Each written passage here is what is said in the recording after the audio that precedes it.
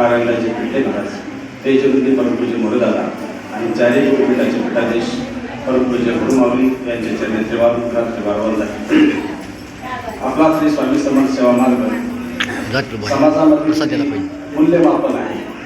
संस्कृती जपण्याचं जे पवित्र कार्य चालू आहे त्यांचे अधिष्ठाते परमपूज्य गुरुमाऊली हे दिवसातून 18 तास काम करत असतात, जेणेकरून भारतीय संस्कृती आणि मराठी अस्मिता जपली जाते.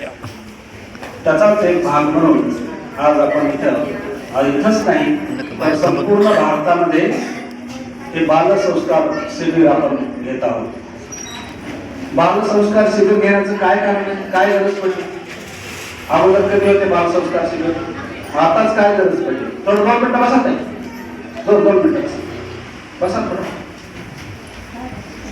बालसंस्कार शिबिर असं थ्रू इंडिया घेण्याचं काय गरज पडली? आपला मुख्य उद्देश काय आहे?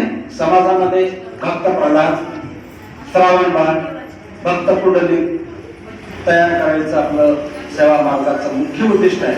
मग आज समाजामध्ये तुम्हाला कधी बाळगत श्रावण बाळ, भक्त पुंडलिक दिसतात का? भक्त पुंडलिक, श्रावण बाळ, आई वडिलांची सेवा करणारे बालक दिसतात का? तर हे विदारक दृश्य पुढे होऊ नये आणि भारताची संस्कृती जपली जावी, जेणेकरून आपला हा सुसंस्कारित भारत, वडीलधाऱ्यांचा आदर करणारा भारतीय माणूस,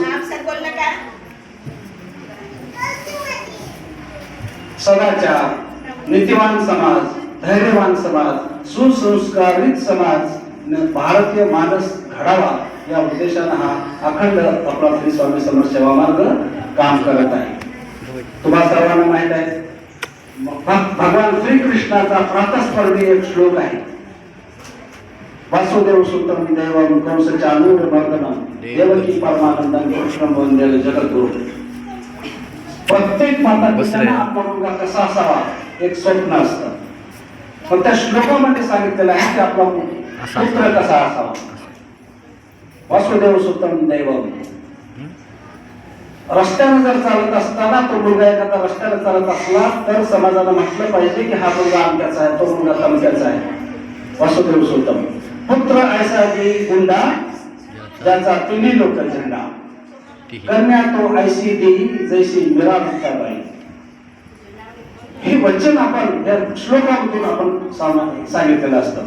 ऐसा पुत्र दी गुंडा ज्याचा तिन्ही लोकी झेंडा. कंस चाणूर मर्दन. ज्या मुलाला अन्यायाविषयी चीड असली पाहिजे, भ्रष्टाचाराविषयी चीड असली पाहिजे, अत्याचाराविषयी चीड असली पाहिजे, वाईट गोष्टीविषयी चीड असली पाहिजे, असला ऐसा मुलगा नाही. देवकी परमानंदम. आपला मुलगा समाजामध्ये त्याचं अस्तित्व निर्माण करत असताना जो पराक्रम गाजवेल त्या पराक्रमाची गाथा आईच्या कानावर पडल्याच्या नंतर आई आनंदाने नाचली पाहिजे, आईला आनंद झाला पाहिजे. तो माझा मुलगा आहे, त्याने माझ्या कुशीत जन्म घेतला. त्याची पराक्रमाची गाथा कानावर पडल्याच्या नंतर ती आनंदाने नाचली पाहिजे, तिचा ऊर भरून आला पाहिजे आणि तिला वाटलं पाहिजे की खरोखरच तो मुलगा माझ्या कुशीत जन्माला आला, माझ्या पोटी जन्माला आला. असे पुत्र आणि पुत्री जन्माला घालण्यासाठी श्री स्वामी सेवा मार्ग आहे. मग गर्भसंस्कार असेल, शिशु संस्कार असेल, बाल संस्कार असेल. आज आपण पाहतो मुलगा आणि आपलेच मुलं मुली आणि आई वडील, आपलेच मुलं विद्यार्थी आणि शिक्षक आणि पालक. काय रिलेशन आहे? अगोदर एखाद्या विद्यार्थ्याला शिक्षकांनी रक्त येईपर्यंत जरी मारलं तर त्याचे पॅरेंट्स, त्यांचे आई वडील त्यांची कंप्लेंट करत नव्हते. उलट ते आई वडिलांच्या कानावर गेल्याच्या नंतर आपलेच आई वडील आपल्याच मुलाला मारत होते, तुझंच काही चुकलं असेल. परंतु आता शिक्षकांनी जर 2 छड्या हातावर मारल्या तर केस केली जाते, पालक भांडायला येतात. हे कशामुळं? संस्कार नसल्यामुळं, सुसंस्कारित समाज निर्माण न झाल्यामुळे हे होतं. असं होऊ नये, समाजाचं विधान दृश्य पुढे येऊ नये म्हणून बालसंस्कार शिबिराची गरज आहे. छत्रपती शिवाजी महाराज आपल्याला वाटलं पाहिजे की हा मुलगा माझ्या पोटाला आला पाहिजे. छत्रपती शिवाजी महाराजांचा अभिषेकानंतर सर्व निघून गेल्याच्या नंतर जिजाऊ मा म्हणतात, राजे आता आमचे थोडे दिवस राहिले, ज्यावेळेस पृथ्वीवर मी पुन्हा जन्म घेईन त्यावेळेस तुम्ही माझ्या कुशीत जन्माला याल का? जिजामा म्हणतात. त्यावेळेस छत्रपती शिवाजी महाराज म्हणतात की पुनर्जन्मावरती माझा पण विश्वास आहे, ज्यावेळेस तुम्ही धरतीवर पुन्हा जन्म घ्याल त्यावेळेस तुमच्याच खुशीत मला जन्म द्याल का? असा आदर्श निर्माण करणारी पिढी जर तयार झाली तर एक सुसंस्कारित समाज निर्माण होईल.